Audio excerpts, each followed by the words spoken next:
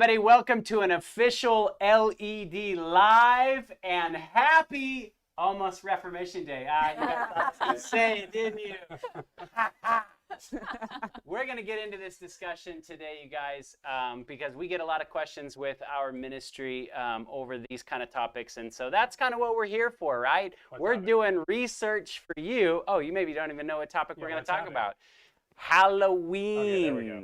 All right. If you have any questions on Halloween, actually we requested the questions, so a lot of these kind of came from you guys. But I want to introduce to you Brittany.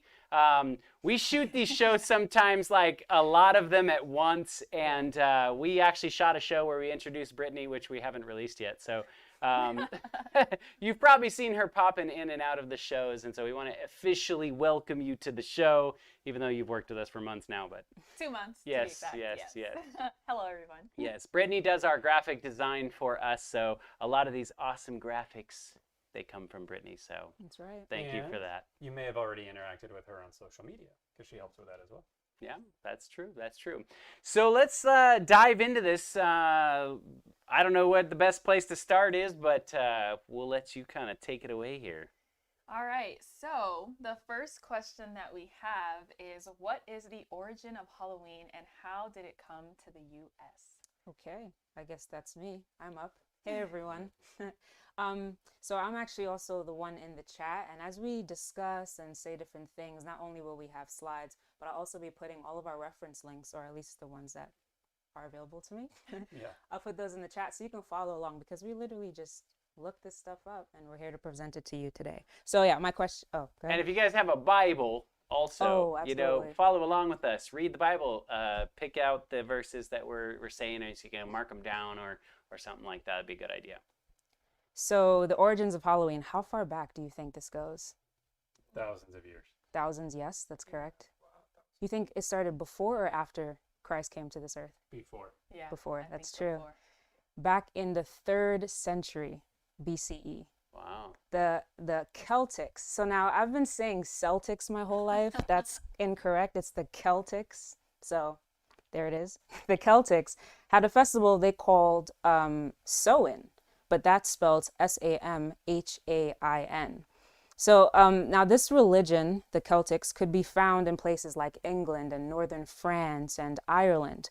Within the Celtics, what you would call the priests or the teachers, these people were called the Druids. And I wonder if that rings a bell to you guys.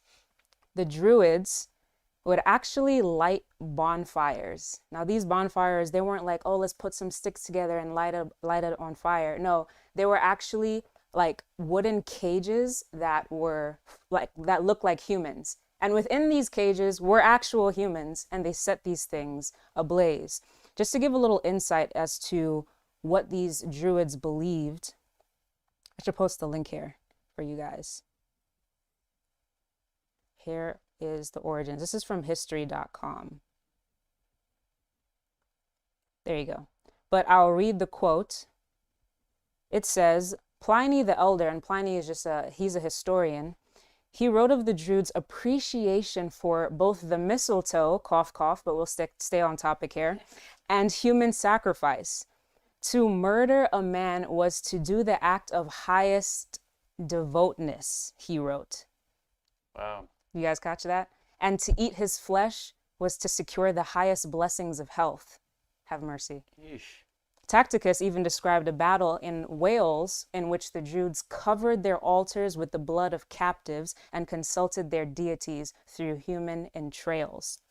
So that's what we're dealing with here, the Druids, who loved blood and gore, and that is not an understatement at all. So while the Celtics were doing those things over there, Catholics in the 8th century, through Pope Gregory III, designated November 1st as a time to honor All Saints. Now soon, All Saints' Day incorporated some of the traditions of Samhain from the Celtics and the Druids. And the evening before, October 31st, was known as All Hallows' Eve, which today is known as Halloween. Which leads us into the next question. Okay, well, how did Halloween end up in the U.S.? Well, through the European immigrants. They brought their traditions and their practices when they came to the New World back during the times of like the Pilgrims and people trying to escape famines and religious persecution. Well, they brought all these ideas and practices with them. Very, It's a very wow for me. dark past. You know, it's interesting that a lot of these things that we, have in our modern world, it's like they have these really dark origins. Yes. And we're not exempt just because we don't know. We should be Right. looking up these things. Right, right. The blessing of the internet, actually, you can find out some of these things. So, can't claim ignorance really in this world. Yep. All right.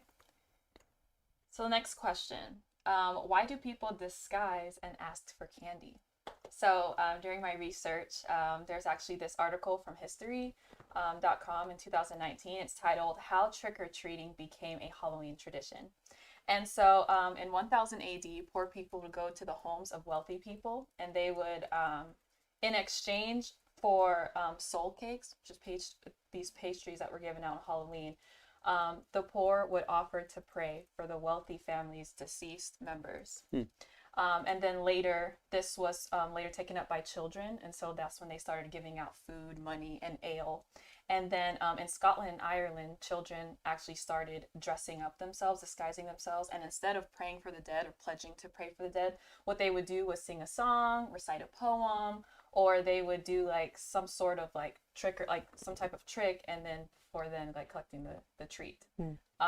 And so what we have today is basically a evolution of the past. And I think it's interesting because it's like we've almost tried to remove the roots to make it more comfortable for us to celebrate. That's right.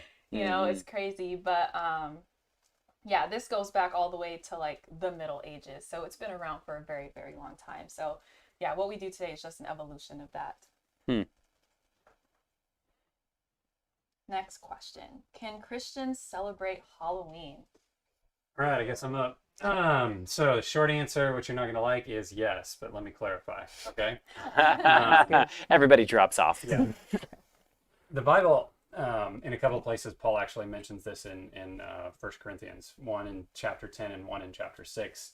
What I'm going here is a principle, okay? Context talks about, in one of them, it's Christians who are taking other Christians to the legal system of the day, and he's saying, really, you should handle these things in church.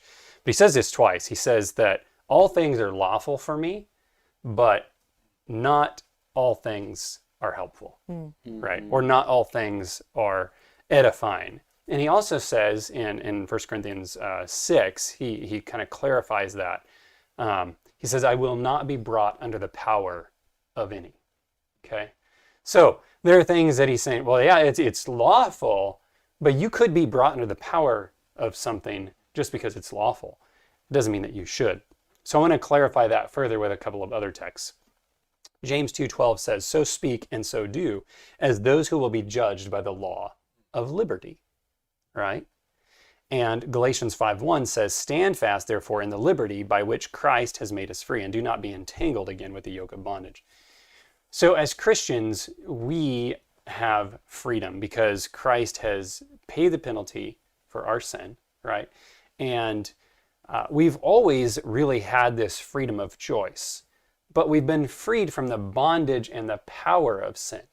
And so when it comes to things that could keep us in bondage, yes, we're free, but we should avoid going back into bondage, if that makes sense.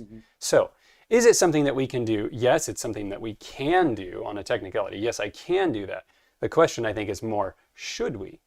Well, if it's something that's going to bring you under bondage, things that are going to be sinful, then definitely we should not, right? We shouldn't be brought under the power of those things. Ephesians 5:11, of course, we've quoted this many times in the history of this ministry, and have no fellowship with the works of darkness, but rather expose them. I think the King James even says the unfruitful works of darkness. I used to have a boss who would razz me about my diet, and I was eating, a whole food, plant-based diet, and we'd have some company thing going on, and he would say, well, you can't eat that. And I always used to correct him. I always used to say, actually, I can eat that, but I choose not to because I know it's not good for me. So on a technicality, you can do all kinds of things. You have the freedom and the power of choice to do that. Should you? Well, the Bible speaks to those things as well, the things that you should and shouldn't do. So anyway. I think that's what made sense to me anyway. Yeah, Yeah. no, good thoughts. I mean, that just kind of makes you say, God, we live in a world where God is allowing you the choice to engage in the things of this world or not. And it's like, he's basically not just binding you, he's giving you that opportunity. Right. So this next question says, why is the church so quiet when it comes to this unholy day? So personally, my church was not silent about this at all. They definitely talked about it, had seminars. They were pretty open. Like, this is an evil holiday. Do not celebrate it. I better not catch you at my door with a little basket asking for candy. And so this was clear to me through my church and also through my home. My mom always, she raised me, teaching me that Halloween was not something that we celebrated, so it was never practiced in our home. And so I think that sometimes when we talk about the church, we often forget that we make it up as individuals. And so our education ultimately should come from our home first and foremost. So if we each make the choice ourselves to not celebrate Halloween, that's something that can unify the body of Christ. So it's not really... Yeah, I don't know. Maybe some churches don't talk about it, but mine definitely has. So I don't know if I can group this in a collective thing. Can I challenge you for a second? Sure. Obviously being a young person growing up in the church, how did the young people receive those kind of messages?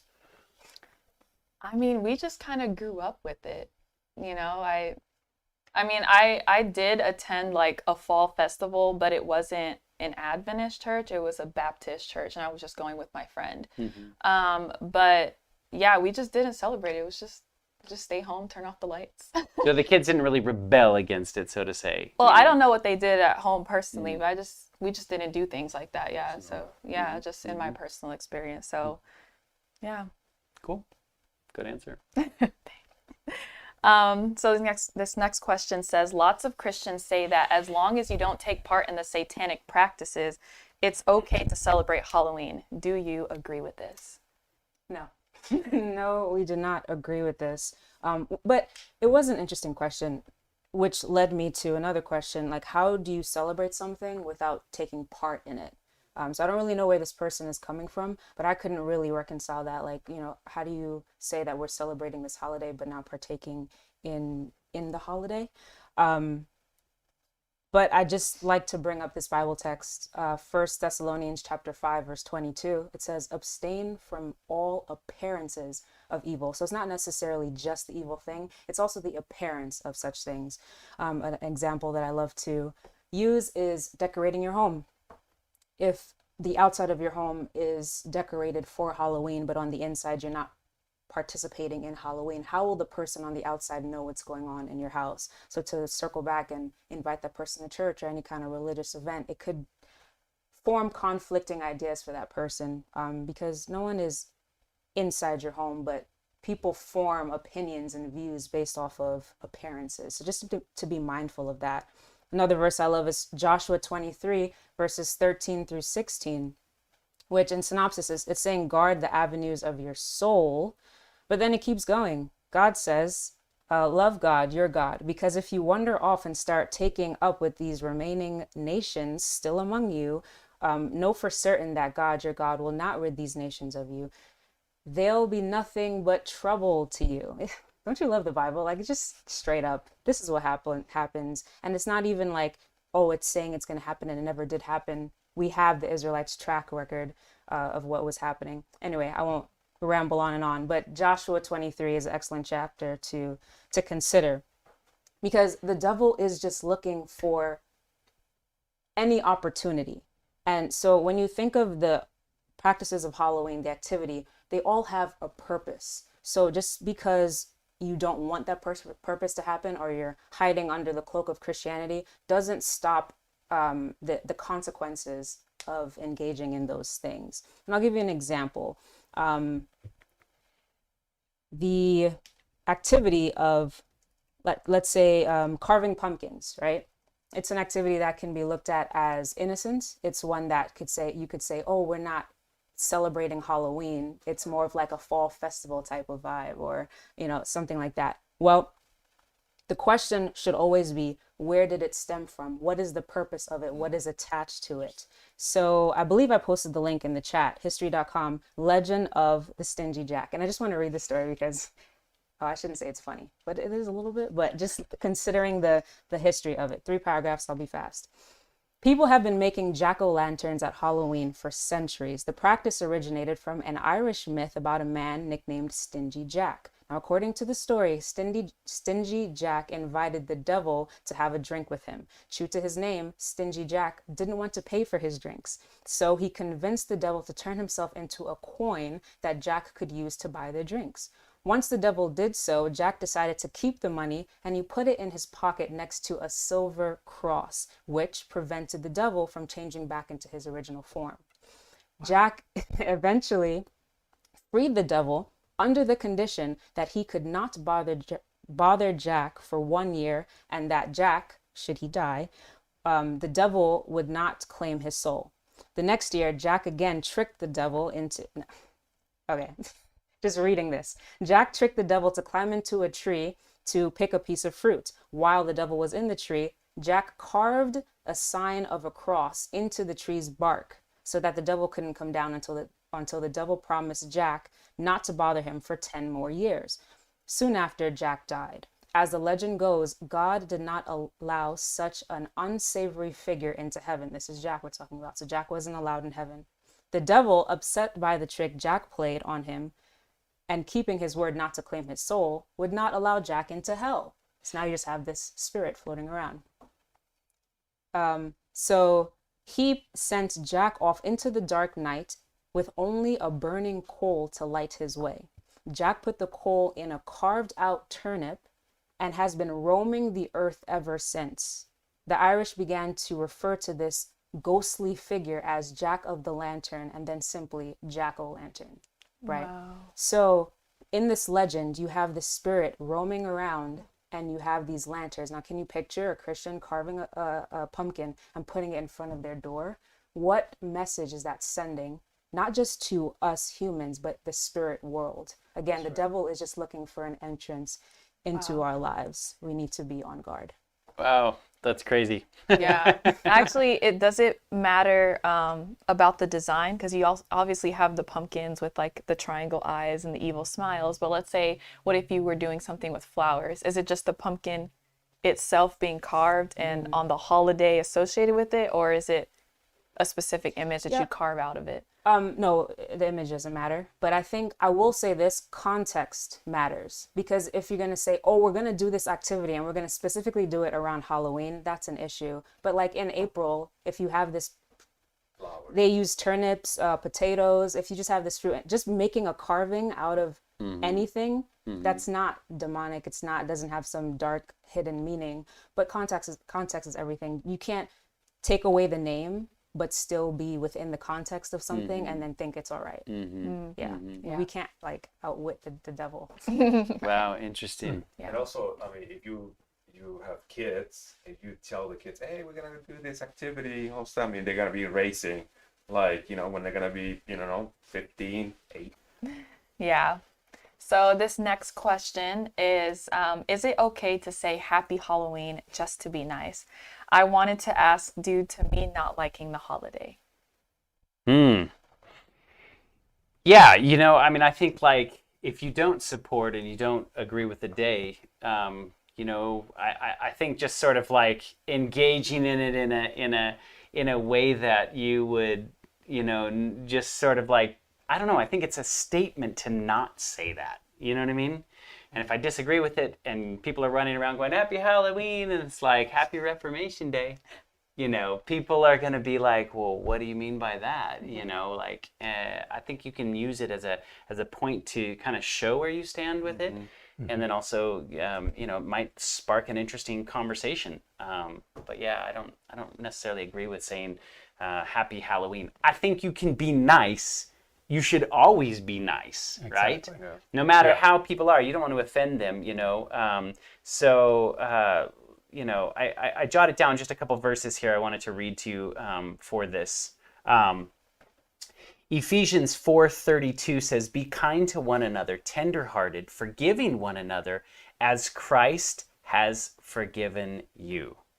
Right? You know, you think about that, like, you know, don't just run around and condemn people, because there's probably a lot of stuff that we could be condemned for. So we want to just be nice in general. We want to constantly always, you know, give people the you know, the golden rule, right? Romans 12:10, love one another in brotherly affection and outdo one another in showing honor. Like, you know, like always strive to build bridges, not burn them down. You know what I mean? Right. Yeah. I guess you also kind of answered this next question, which is, how do I approach fellow believers that participate in pagan holidays? Well, I mean, I would just tell them right off the bat, like, what, do you like Satan? Oh no, maybe that's probably not the right approach.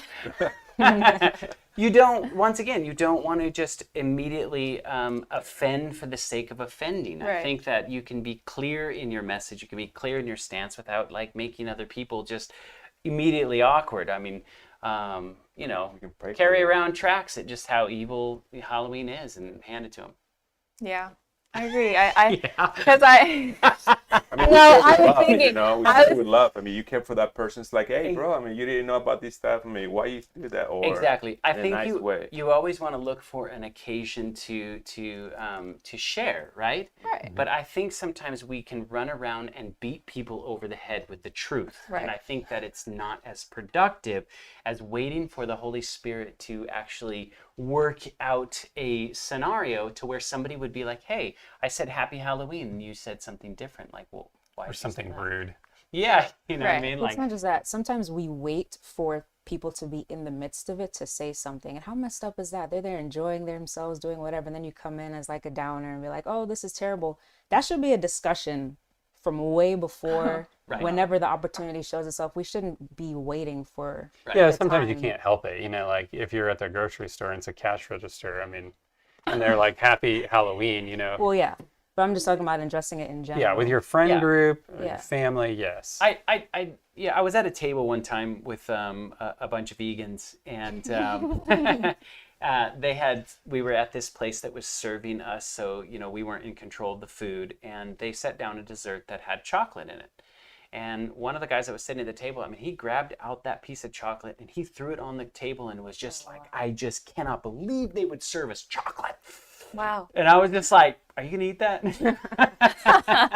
But I think that it set this tone at the table that if anybody was there that maybe just saw differently with the health issue, they would not approach that guy and ask him for anything. Mm-mm. Yeah. So I think the lesson that we can draw out of that is like, you know, God will provide ways for us to engage with our coworkers, engage with people that participate in this, and maybe open up the door for an opportunity for us to discuss where the origins or you know what some of these things were. But let the Holy Spirit lay those times out. Yeah. People were attracted to Jesus. They found him beautiful. They wanted to be in his company. You know, that's the way we need to be. The things that we believe and espouse, we should be attractive people to other people. Not, and I'm not talking about physical beauty. It's like who we are should be attractive. Right. That's right. Right. And it makes me think of Mary when when the Pharisees had brought her in to be stoned. And Jesus didn't focus on the prostitution part, you know, and so she became one of his most devoted followers. So yeah, we definitely need to give people grace, because I know like sometimes people who do celebrate Halloween, they probably haven't done exhaustive research on it. So they're in a way innocently celebrating it. But yeah, the information is there for all of us, but we should definitely offer grace. That's right. Next question. Is it wrong for churches to do a fall festival on the night of Halloween to get the kids off of the street at night?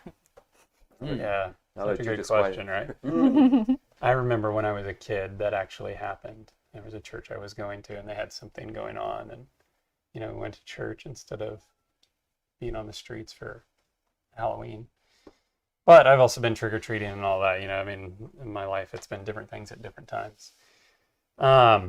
Yeah, we actually got several variations of this question, and I guess that's the first thing I would say is, like we've been talking about, it's important not to assume motive, right? You don't want to go to your church and be like, well, you guys are just idiots, you know, for taking the kids off the street. You know, somebody very it's not that their logical conclusion is correct, but they may be thinking something like, well, Got to do something. if I don't do something, then they're gonna be on the street. Wouldn't it be better for them to be here? It's a perfectly, you might say, logical or kind or reasonable motive, right? Like, well, yeah, we don't want them on the street, so we will do something at church. But that's also easy to fall into a bit of a trap, because two wrongs don't make a right, right? You know, and the lesser of two evils is still evil at the end of the day. But don't approach people like, you know, hammer them. And I said this the other day in worship here. It's like, to a hammer, everything's a nail, right? So be gentle with people. Likely the problem with this type of situation is that the church sees itself as competing with the world. And as Christians, oftentimes we have that mindset as well. We need to learn to educate with the right mindset. And so I'm just going to ask a couple of questions for you guys to think about. One is your mindset, I can't, or I choose not to? Right? That's actually a really excellent Wow, point. yeah. I can't do this. I hear this all the time. People accusing Christians of, you can't do this and you can't do that. Or they'll even say it themselves. I can't do this, or I can't do that. No. What's your mindset? Is it I can't, or I choose not to? Right?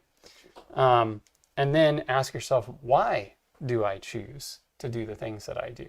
Why am I choosing that way? There must be a reason, right? And that reason should be founded on biblical principles. Along with those questions, do I see myself as an oddity? Have I espoused a mindset where I am just totally estranged from everyone around me, and it comes out in my personality, it comes out in my speech, it comes out in my lifestyle, to the point where people are like, yeah, that guy's just weird, and I would never approach him, I would never ask him any questions, I would never, yeah, you're just strange, like, you know, and you're such an odd, you know, bird that it's unattractive to people, right? Which is pushing them away. Do I wear the badge of scorn, presumed or otherwise, on a chip of my shoulder? Sometimes we walk around and it's like, you know, we assume we know what other people think about us. It's like, well, those Christians, you know, and so you get a chip on your shoulder and it's like, well, I'm just going to be angry about this whole thing and tell everybody what they shouldn't do. That's not attractive, right?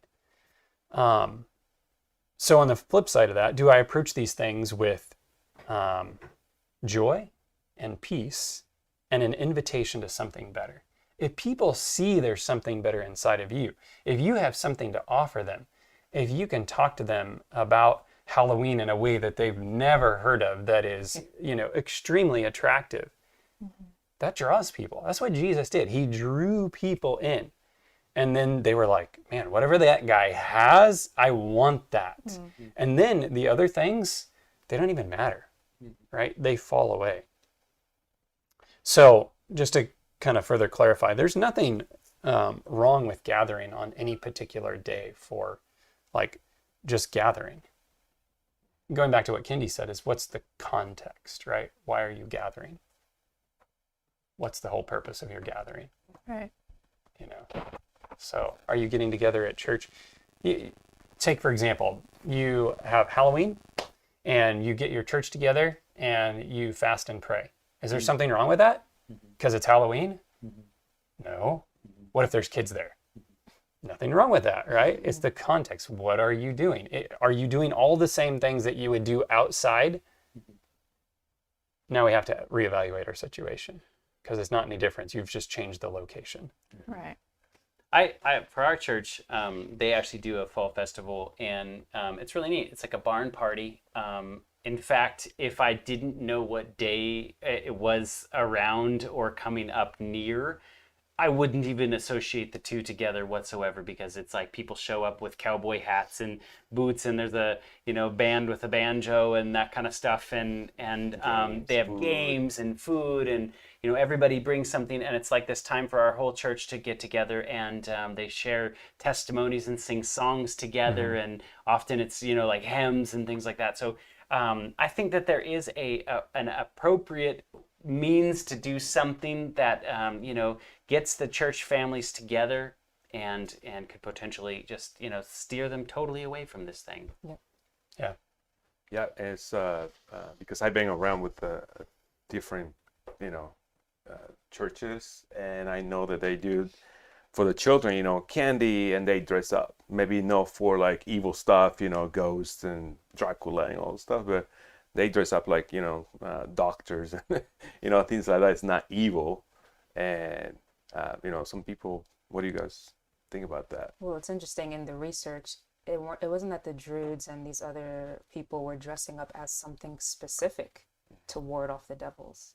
They were just dressing up in costumes, period. And warding off the devils. That's why you have a choice as to whatever you want to dress up in. What's the purpose of dressing up? Yeah. Right. That's the question. Yeah, and it just makes me think, is it just an alternative to this holiday? Because let's say you want your kids may feel left out from the world, and you I buy candy for you right, guys and you don't at want them to home. rebel, so you're like, all right, let's find a nice alternative. So I guess, is it okay to make alternatives of evil holidays, I guess, or pagan holidays? Like a veggie Halloween. But you're still celebrating it on Halloween. That's the thing. Like, it's like a fall festival. What's the difference between it in August versus in... I think there is a danger of really making something so close, but it's just kind of slightly off that, like you said, when your kids all of a sudden get up to the certain age that they're going to be able to choose, I guarantee you they're going to be confronted with this topic. And so it's like, well, I've been celebrating it sort of in this, this sort of like... Might as well just join it. Yeah, right? It's a simple step into the other one, whereas I really appreciate the approach of just saying, hey, you can be... don't have to engage in it whatsoever at all, and then or making it something special always around that particular time. Right. A friend of mine was saying that they take their kids camping that weekend, but it's also something that they do throughout the year. But their whole thing is they wanted to remove their kids from that altogether. They didn't want to deal with like their doorbell being rung, That's so a they great just idea. left town. In Brazil, they do this a lot during the festivals that happen called Carnival. The whole church, just to get the church together, they go up into these retreat areas in the mountains and things like this, and the purpose is really to remove the church members from either the temptation or whatever. And it's like, then they have like games and things like this. So one could look at that and be like, oh, you're just making a church version of that up in the mountains, but it's like, no, we're not. It's like totally different, and the purpose of it is to really offer something that doesn't leave you to be tempted to do that. Right. I asked my youngest daughter, I don't know, this past week, and I asked her, I was like, hey, how do you feel that you never celebrate Halloween? Now that you're older, do you think that you miss out something? Maybe young kids, around school. And he said, no, why I need to celebrate that? So I was like, yeah. Yeah. Great input. So this next question is, how did Halloween become mainstream even among Christians? So we kind of touched on this in the very beginning. I hate to throw a church under the bus, but sorry, Catholicism was one that really started blending a lot of this. They basically, their motive in the very beginning was really, you could say, probably a good motive, where they were like, hey, how can we witness to people and incorporate them? But I think that they were doing a double negative here, and by creating a place where you're engaging in it and making it comfortable, then all of a sudden it's like, now you've got this problem on your hands, because you can't quite say this is evil or of the devil if you're out there condoning it. You know what I mean? So Pope Gregory, he was one that really kind of first started incorporating that into the whole scene. And I think you might have a couple slides in here. This is Pope Gregory the First right here. I find it very interesting, like, this really super dark picture of the Pope. You would think that this person would be someone that's representing religious ideas and heaven and God, and it's just interesting that they portrayed it in this way. But go ahead and click to the next slide. So if you want to look into this more, into this connection, so it's not just us saying this, The History Channel actually has a whole article on there about how really the Catholic Church is the one that sort of Christianized Halloween and sort of put the rubber stamp on it that it was okay. And really that's kind of in our modern world, that's how we Christians began to sort of blur the lines here, coming from what Kendi shared at the beginning, where it was really a druid, a cult, witchcraft, like people steered clear of that kind of thing. When the church puts its stamp on there, this is an example of how it becomes dangerous when we as the church put our rubber stamp of approval onto certain things, where it kind of comes to. And so you guys can look that up. The link hopefully will be in the description there, or just Google the History Channel or the history.com, the early Catholic Church, how it Christianized Halloween. It's interesting how the Gnostic, or maybe also the New Age view, is kind of seen all throughout this, because we're putting ourselves in the place of God. If you have the day before where you ward off the evil spirits so you can have All Saints Day the next day, well, it's not our job to be warding off spirits, it's God's. Right. Wow. We don't have the power to do that. Right. And then bringing in all the saints, well, that just goes into the state of the dead.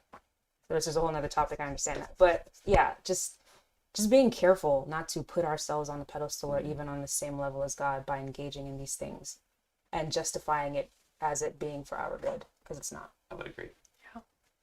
So what is Halloween? What is the meaning of the Halloween? Halloween means something that's like The saint something. respected, right? And I don't remember the Respected. blend. Yeah, it was like the ween part of it came from, I think, the The Eve, Right. right? Celtic. The original was All Hallows Eve, Hallows Eve. That's and then what it it became was. Halloween. Yeah. Yeah, interesting. In Mexico, Halloween, well, we don't translate it, literally, like you were saying, but we call it the Nights of the Witches, or the Witches' Day. Well, yeah. So, I mean, parties is like, the Nights of the Witches, Halloween, and there's a little witch, in the back of the name or something like that. Party the night before, show up to mass the next morning. Yeah, Hey, that's the culture. Which, on that topic though, this next question is, can you please highlight the cultural pitfalls like Dia de los Muertos, Yeah. Day of the Dead? Right. I see it as a huge deal, especially around Mexican culture in California. Yeah, I mean, it's a huge thing. I mean, it's not just like, oh, it's a party or something like that. It's part of the culture. And it's kind of like Memorial Day, here. But it can be like two different things. You can go to the cemetery and clean up and think about bringing roses or, flowers and stuff like that. But the thing is that the Day of the Dead is like celebration of the dead. It's kind of like respect to the death. But the thing is that at nighttime is a different things, so it's more ritual and more a little dark. And I mean, it's a huge party, in Mexico, it's a huge party and respect dead and stuff like that. But the thing is the evil spirit, I mean, the evil people, they practice that kind of stuff, witchcraft and everything. That's a perfect time to, and around the world to, do animal sacrificial and all this crazy stuff. But it's a big thing. I didn't grow up with that culture because I grew up Christian and we didn't do that kind of stuff. And they do some candles and altars and put pictures and it's for the dead people, And my parents will tell me that we don't need to mess around with dead, Right. With that kind of practices, the devil and all stuff. But I remember one time I really celebrate that, and I pushed my parents because I saw my friends that were celebrating that, and I was like, please, I really want to go hang out with my friends. And my mom's like, please don't let my son to go. And my dad was like, oh, okay, that's fine. Just one time. But that time that I went hang out with them and all the party thing, it just drew me. I really enjoyed it. And later on, when I was growing up, I mean, I was every year hang out, and I think, but yeah, it's a culture thing. When Yeah. you say the Day of the Dead, I mean, it's part of Mexico thing. And if you don't celebrate, it's kind of like weird. Like, what's wrong with you? But Well, the devil is So let's do the things. devil is clever, and if he can wrap in some sort of cultural, emotional thing. Like, I mean, think about it. Like, why would you not want to respect someone that you loved and that lived on this planet or whatever like that? And then to rope it into that, it's pretty sinister. But then look at what he's done with Halloween. It's like you've taken this really evil day and you've now made it about cute kids dressing up, and they're so cute, and you want to see them cute. You know, it's like the devil is just really clever on getting you involved in his thing. Yeah. Right. Yeah. And I think it's super important to focus more on Christ during that time, because the world obviously is putting us in this mindset of Halloween. So, I mean, every commercial right now, every Disney, ABC Family, which is now, I think, Freeform, everything is showing just scary movies right now. So they're clearly getting us in this mindset for an entire month, you know? Yeah. So I think it's definitely a time to just lean in closer to Christ. Yeah. Talk about commercials. This morning, my wife shared with me a commercial of tricks. The cereal? No, the candy, the chocolate. Oh, yeah. Twix. Twix. Yeah, Twix. I don't buy those things. I don't know. So Twix. Have you guys seen the new one commercial about Halloween special? Actually, I think was it with the witch? And Yeah, the with plant the witch. died and she No. brought- It's maybe we're gonna do another show about it. Just like reaction, but it's like pushing agenda for young kids and witches and all stuff. It was Well, crazy. Who was telling me that you had some statistics? I don't remember which one of you girls, how many Ouija boards are put on the shelf, or like there's more that are sold at this time of the year than anything else. Maybe it wasn't you guys that was happening. I didn't have the statistics. I just went out to the store and I saw just a bunch of Ouija boards on the shelf. That was it. And it's Walmart.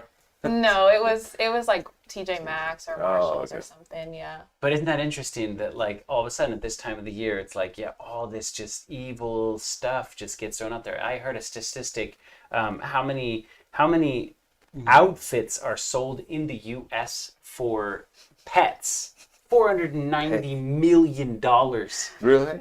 $490 million. That's a To lot. make them look cute. That's so much money. Like I think I remember seeing a statistic of what it would cost to help world hunger, and it was like in the 300 million range. I mean, that's What? like Wow. that's ridiculous. You took it for a there. year. Wow. Yeah, Right. But not to solve it forever, but So check this out. This is I don't know if it's Crazy. statistics, but in Manhattan, New York, they're renting a huge building. I'm sure you guys see this store before, the Spirit of Halloween or Halloween Spirit that they Oh show. yeah.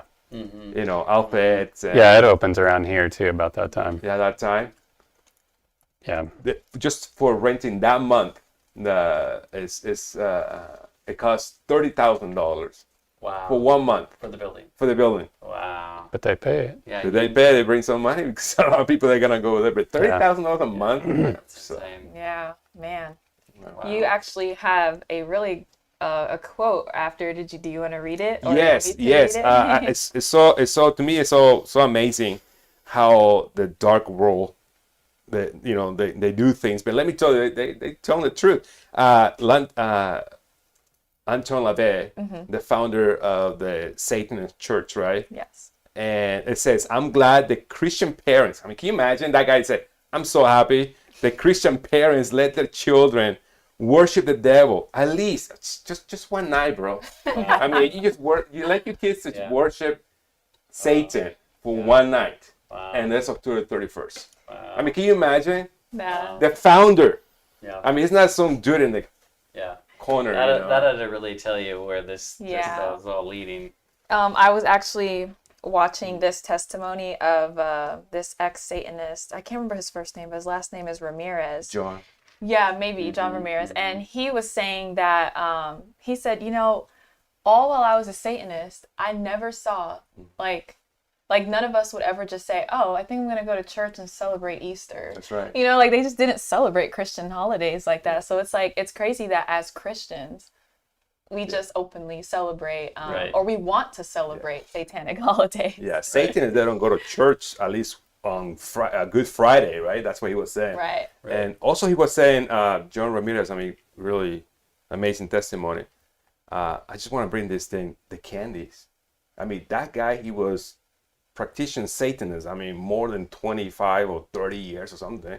And he said he said that they pray over those candies. Wow. Witches, they pray over those candies. And sometimes like, why are my children acting like that? I mean, of course, sugar high, but talk about the evil, the darkness of the world.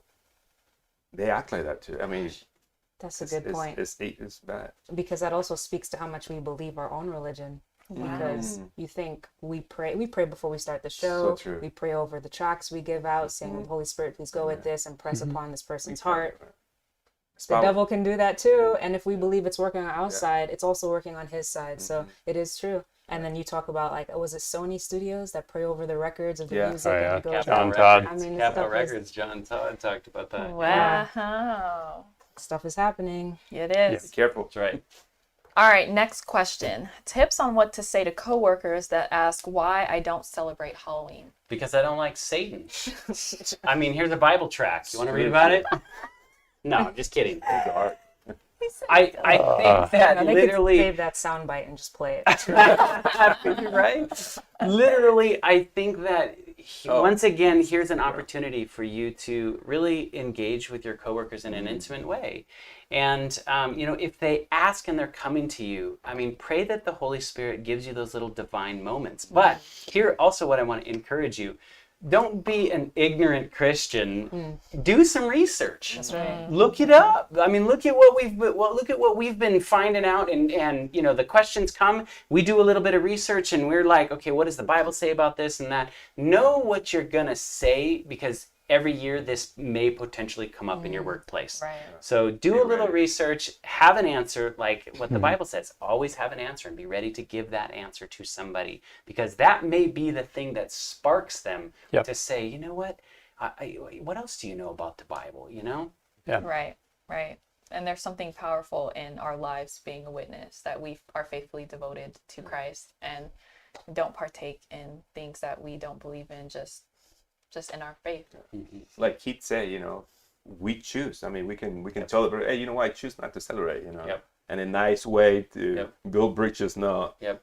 This person coming to you, I'm guessing they noticed something about you that's different. You don't celebrate it. You didn't say Happy Halloween, whatever. And so when they're coming to you and asking you for information, now it's time for you to say, hey, I do have something. Would you really like to know why I don't? Totally. Right. Yeah. Yeah. Well, my next question, because there's the one, go to the next one. Right, so that's Keats. The one after that, is that the one that says, how can we handle looking weird? I think that ties in great with the one you just answered, Scotty. You want to read the question?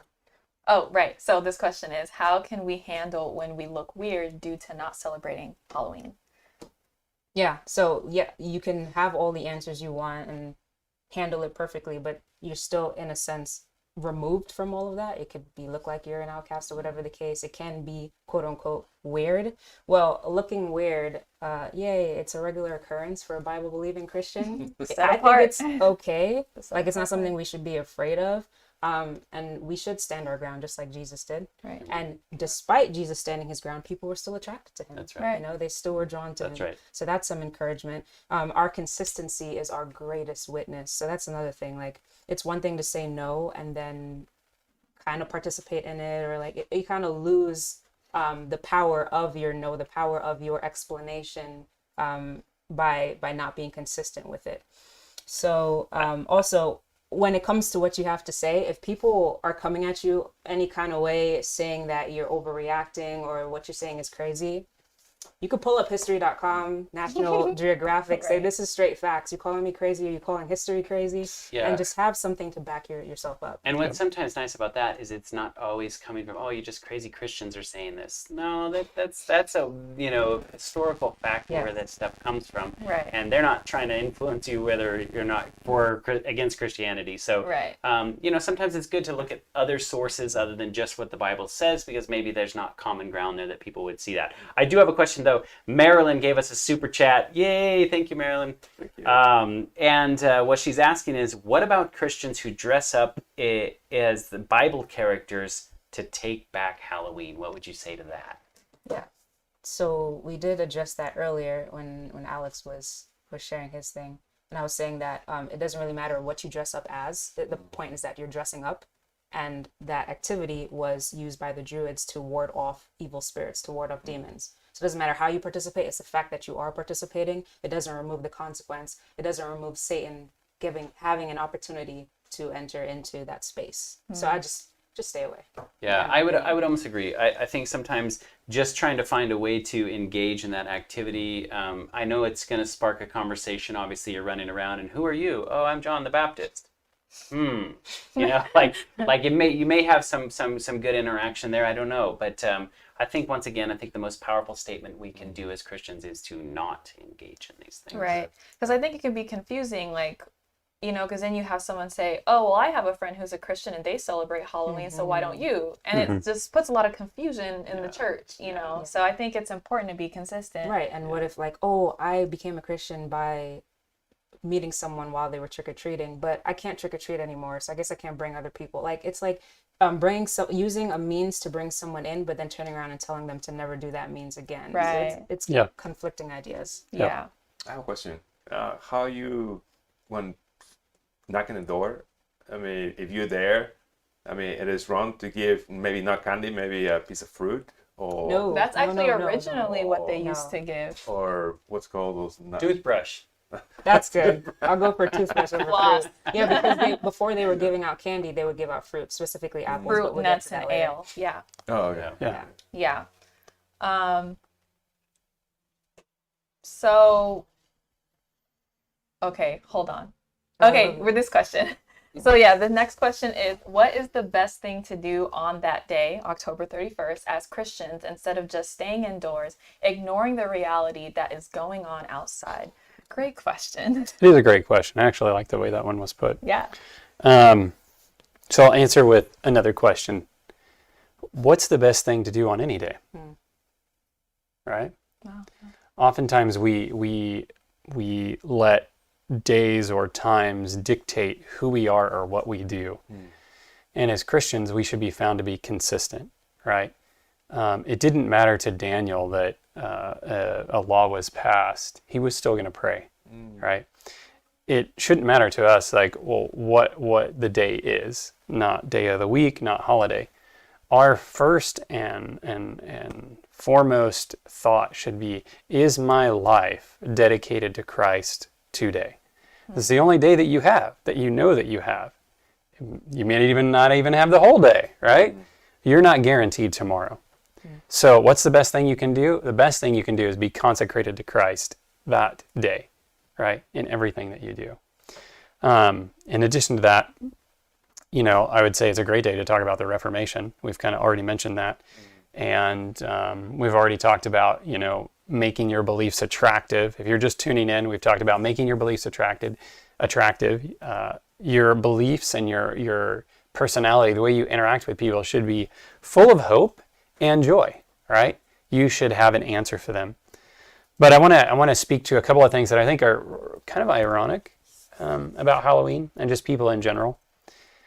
First of all, Halloween happens to coincide with flu season.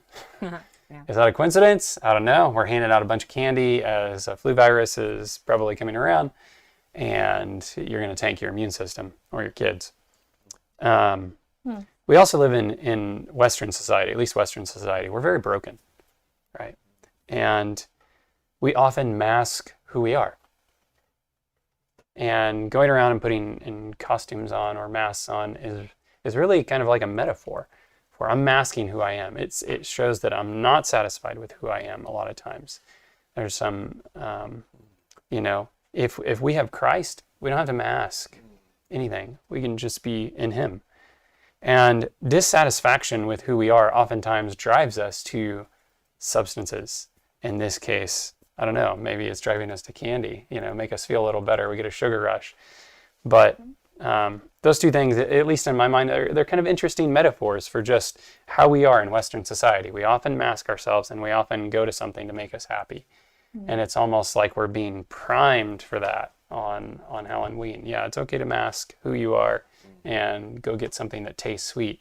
Problem is, candy tastes good, but it doesn't satisfy, right? And that's much of life. There's a lot of things that we can do in life. They might feel good, they might taste good, the experience might be great, but they don't satisfy because they're not rooted in Christ. So, yeah. Yeah. Great response. So, this next question says, why do some Christians hate on horror movies and Christians like me that like horror genre? So this hit a personal chord for me because I loved horror movies. I mean, I've seen Insidious, The Grudge, Conjuring, American Horror Story. I mean, name it, I've seen it. And it wasn't up until like last year that I just really felt convicted not to watch it anymore. And the reasons are, number one, it glorifies Satan, glorifies death, sexual immorality. I mean, they will literally have like sex rituals, and it's just not something that is godly. And it also promotes fear. And so scary movies to me are like Satan's ministry. And do you really want to support it?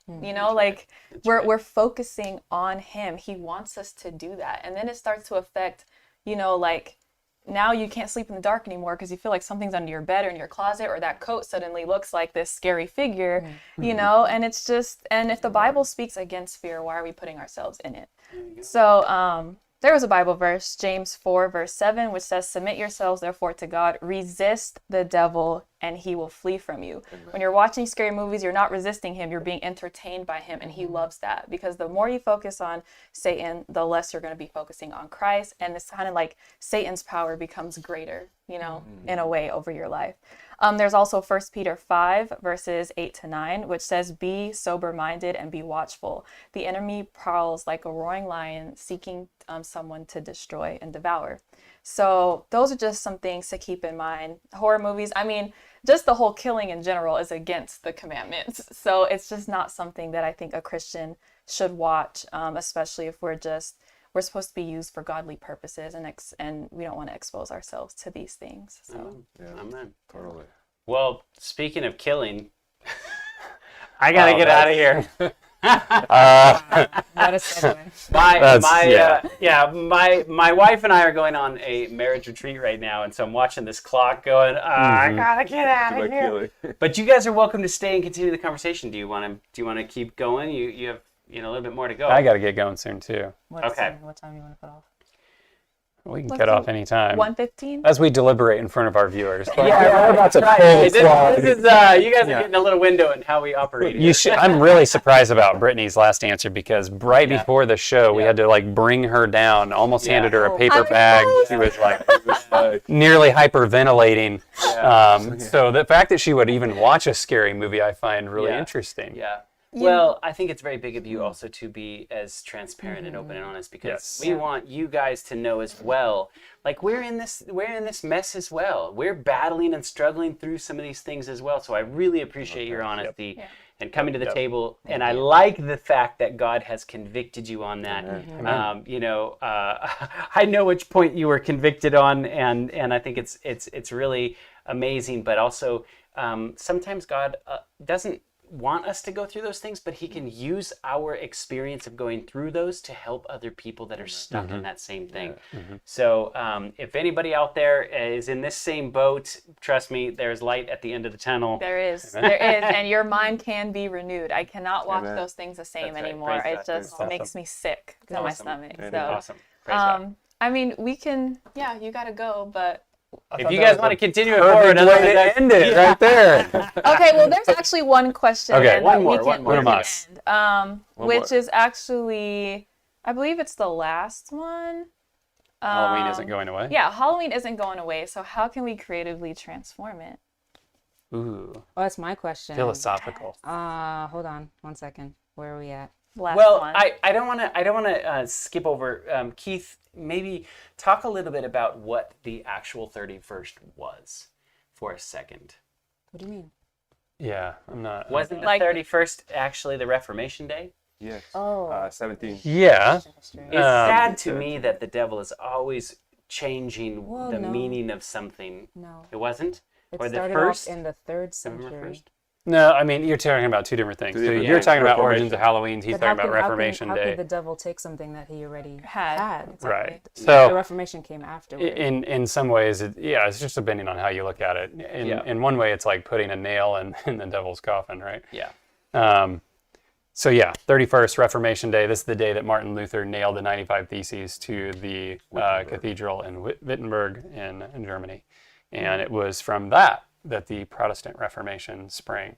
Important thing I think to remember in all of that is Martin Luther was a very devoted Catholic monk. You know, he did not hate his church. He wasn't trying to really say anything bad about his church. He wasn't trying to like bring his church down. What he was trying to do is help transform the mindset of those who were in it, you know, and with him. And he just had questions that he wanted answers. Eventually it drove him, you know, away from that because he got to the point where he couldn't reconcile the two. And that's where we have, you know, Protestantism springing from. And of course, since then, Protestantism has branched off, you know, from Lutherans and then Calvinists and, you know, Baptists and Anabaptists and so on and so forth, Amish and all kinds of stuff.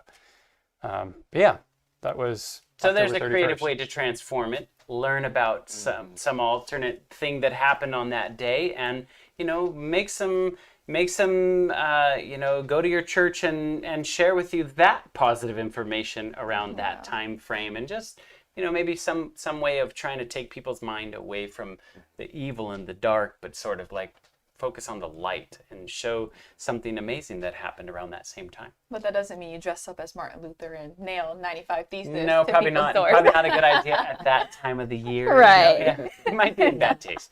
Yeah. Well, Here in my notes here, I compared trying to transform Halloween to trying to transform the government. As Christians, I don't think that's our mission. Jesus came to earth, and his mission was to reach the heart of the individual, actually, not the heart of the system. So when it comes to what we should be changing, it's individuals, and as individuals change, then the culture changes, and so on and so forth. So and Jesus didn't partake in a lot of the things that that's right. this world was doing, but yet he was so attractive. Yeah. So Yeah. I agree with you. Focus on promoting the good, and then the bad will naturally dissipate. Yeah. I like that. Great point to end on. Thank you guys for watching, and obviously we literally go through every comment that you guys give in there. We actually spend a lot of time doing that, so Yeah. thank you guys for actually giving us these questions. We hope that they did some justice. We cut out probably 3/4 of them, right? Yeah, Didn't have there- time. Yeah, we didn't. This would be a 6-hour show if we literally Right. handled all the comments. So we Right. kind of pick and choose. But if there's something that you really want addressed, feel free to put that in the comments below. And if you haven't subscribed to our ministry, please do so. Like, Share our content. It's no good sitting on the shelf, right? That's right. Get it out to people. And I hope the one thing that you take away from this conversation is use every opportunity that you can to build a bridge, win a soul, and to share the love of Christ with somebody. Even in this dark day, that's what people are focusing on. They need to see the light of Christ. And we hope that you'll do that today. Yeah. We'll see you guys next Friday. Thanks for watching. Bye.